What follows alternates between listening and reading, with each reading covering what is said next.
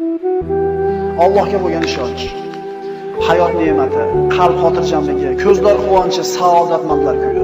Xotirjamlik va farovon hayotni istagan banda, Allohga bo'lgan ishonching qani? Pokiza juftni istagan yigit, Allohga bo'lgan ishonching qani? Saodatli kunni istagan banda, Allohga bo'lgan ishonching qani?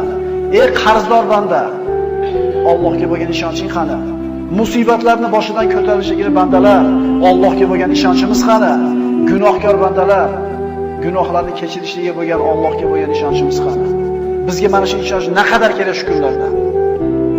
Suv bilan havodan ko'ra zarurroq bo'lgan ishonch. Bizda shu ishonch bormi? Axir Alloh menga duo qilinglar, ijobat qilaman degan, ishonmaymizmi? Allohdan ko'ra rozgo'roq kim bor? Axir Parvardigorimiz Alloh tanglik, kambag'allikdan keyin yengillik, boylikni ham paydo qilib degan so'zga ishonch qani? Tanglik, mashaqqatdan keyin kenglikni ham, boylikni ham beraman deyapti Alloh. Ishonmaymizmi? Ishonaylik birodarlar. Tushkunlikka tushmaylik. Har xil gaplarga quloq solavermaylik. Peshonamizga Alloh yozgandan oshcha narsa bo'lmaydi. Chunki hakimlardan biri aytgandek, yozilgan bo'lsa qayoqqa qoching?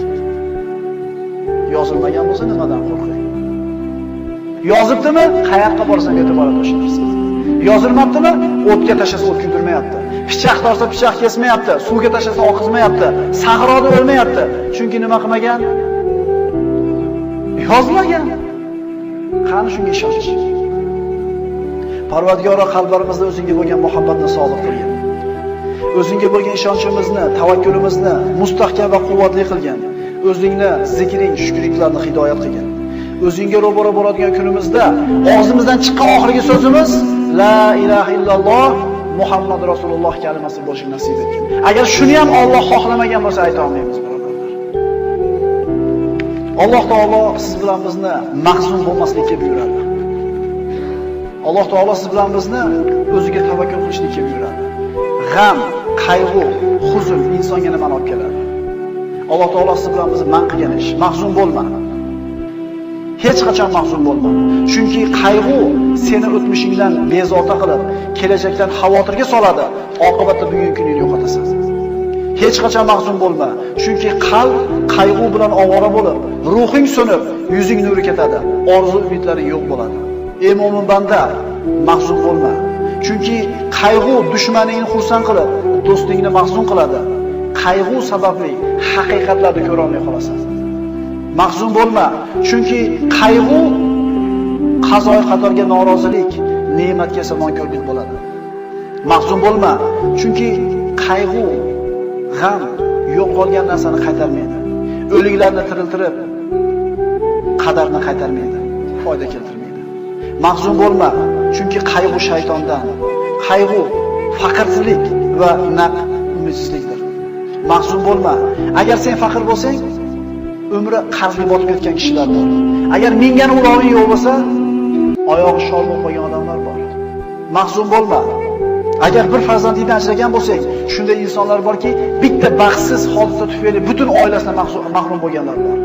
Mahzun bo'lma. Agar gunohkor bo'lsang, tavba qil. Yomon ish qilgan bo'lsang, istig'for ayt. Xato qilgan bo'lsang, isloh qil. Allohning rahmati keng, tavba eshiklari ochiqdir. Mahzun bo'lma. Agar g'amga botsang, asablaring taranglashib, vujudingni qiynab tunlarni bedor qilasan. Mahzun bo'lma, chunki qazoy qadar qalami ishini bitirgan, varaqlar qurigan, kitob yopilgan, undan oshiqcha ham kalom bo'lmaydi. Mahzun bo'lma. Mahzun bo'lma, qo'lingdan ketgan narsaga g'am chekma. Bittasi ketgan bo'lsa, hali qo'lingda juda ko'p Alloh taoloning ne'matlari bor. Axir Alloh aytmaydimi? Agar Allohning ne'matlarini sanasangizlar, sanoqqa yeta olmaysizlar. Bitta ko'zing o'yilgan bo'lsa, ikkinchisi turibdi. Ikkala ko'zing ketgan bo'lsa, quloqing, oyog'ing turibdi. Bitta ne'matdan mahrum bo'lgan bo'lsang, hali juda ko'p ne'mat bor. Mahzun bo'lma. Hasadgo'y, botil ahillarning tanqidlariga parvo qilma. Chunki ularning so'zlariga sabr qilishda senga ajr mukofot bor. Seni tanqid qilishlari seni qadringni belgilaydi. Axir odamlar o'lik itga so'z otmaylar. Doim istig'forda bo'l. Chunki Parvardigorim tavbalarni qabul qiluvchidir. Alloh aytadi istig'for etgan bandalarga: Parvardigoringiz Allohdan mag'firat so'ranglar. Albatta u o'ta mag'firatli bo'lgan zotdir. Shunda ustlaringizga osmondan yomg'ir yog'dirur. Sizlarni moli dunyo, bola chaqa bilan madad berur, hamda sizlarga bog' bo'stonlarni berur. Istig'for etgan bandaning ustidan yomg'ir yog'adi. Bog'irog'i, bola chaqasi, moli dunyosi ko'p bo'ladi. Faqat ishonishlik kerak bunga. Mahzun bo'lma. Kasallik albatta ketadi. Musibatlar albatta ko'tariladi. Gunohlar kechiriladi, qarzlar uziladi, mahbuslar ozod bo'ladi. G'oyiblar, ketganlar albatta qaytib keladi. Osiylar tavba qiladi, albatta yomonlar jazosini oladi. Mahzun bo'lma. Mahzun bo'lma. Modomiki odamlarga yaxshilik qilar ekansan, albatta mushkullalaring hal bo'ladi. Chunki odamlarga yaxshilik qilishlik inson o'zining mushkullarini hal bo'lishiga sabab bo'ladi. Mahzun bo'lma. Chunki sen qilgan bitta hasonat uchun 10 dan tortib 700 gacha ajr beriladi. Balki undan ham ko'proq. Lekin qilgan gunohinggacha bittagina jazo beriladi. Mahzun bo'lma. Senda eng katta ne'mat bor. Chunki sen tavhid kalimasini aytganlardansan. Ahli qiblasan, musulmonsan, qo'lingni duoga ko'targan kishilardansan. Sen mahzun bo'lma. Mahzun bo'lma, chunki sen hayotning yengil og'ir, issiq sovuq, faqir boy holatida ham foyda ustasan. Rasul aytgan u, mo'min ish ajablanadi. Qanaqa kun kelmasin uni foydasi. Yaxshi kun yetsa Allohga shukr qiladi, savob oladi. Mashaqqatli kun kelsa sabr qiladi, yana savob oladi. Bu faqat kimga berilgan? Mahzun bo'lmaydi musulmon odam. Mahzun bo'lma. Axir senda Qur'on bor, zikr, duo bor. Axir senda namoz, amr ma'ruf, sadaqa, boshqa savobli amallar bor. Boshqalarda yo'q bu narsa. Kim xohlardi dunyoda iymoningni berasan, dunyodagi hamma xohlagan narsani beraman desa, qaysi mo'min xohlardi shu narsani? Odamlarga zulm qilayotgan, haqlarini yeyotgan,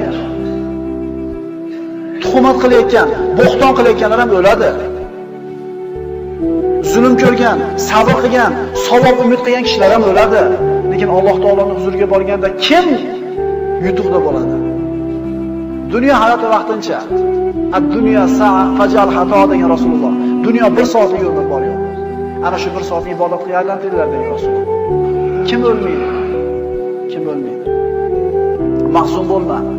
Axir qora bulutlarni tarqaganini, qorong'i tunni yorishganini, shamollarni to'xtaganini ko'rmaganmisan?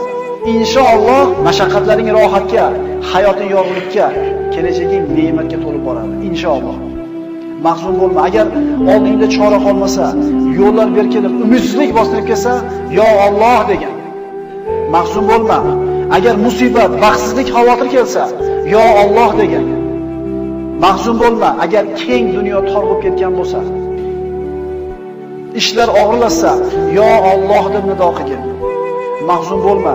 Agar oldingda ishlar yo'qsa, yo Alloh deb nido qilgin.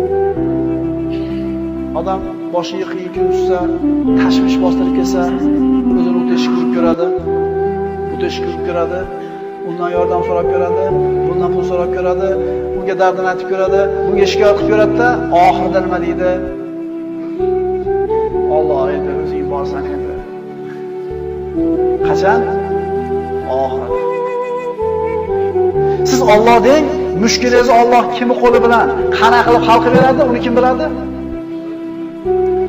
Chunki unga saharlarda hojatlarni so'rab qo'llar cho'ziladi. Qalblar uning marhamatidan umid qiladi. Uning ismini aytib, ko'ngillar taskin topadi, ruhlar orom oladi, asablar tinchlanadi. Uning ismini qalbingdan aytgin. Ishonib unga duo iltijo qilgan, uning rahmatidan umid qil. U duolaringni eshitib turganiga va albatta ijobat qilishiga ishongin. Shunda agar shunday so'rasak, nima bo'ladi? Omonlik, xotirjamlik, farovonlik, to'kin sochinlik, quvvat, izzat, yordam, lutf, inoyat, ihson keladi Alloh tomonidan. Faqat shunga loyiq bo'lish kerak. Yo Alloh, bedor ko'zlarga xotirjamlik uyqusini, omonlikni bergin. Istirobga tushgan qalblarga taskin va halovat bergin. Ularga yengillik va yaqin fathini bergin. Yo Alloh, ko'zlarni o'z nuringga hidoyat qilgin. Adashganlarni to'g'ri yo'lingga boshlagin. Parvardigoro, bizlardan g'am qayg'ularni ketkizgin. Yo Alloh, agar unutgan yoki xato qilgan bo'lsak, bizni azobiga giriftor aylama.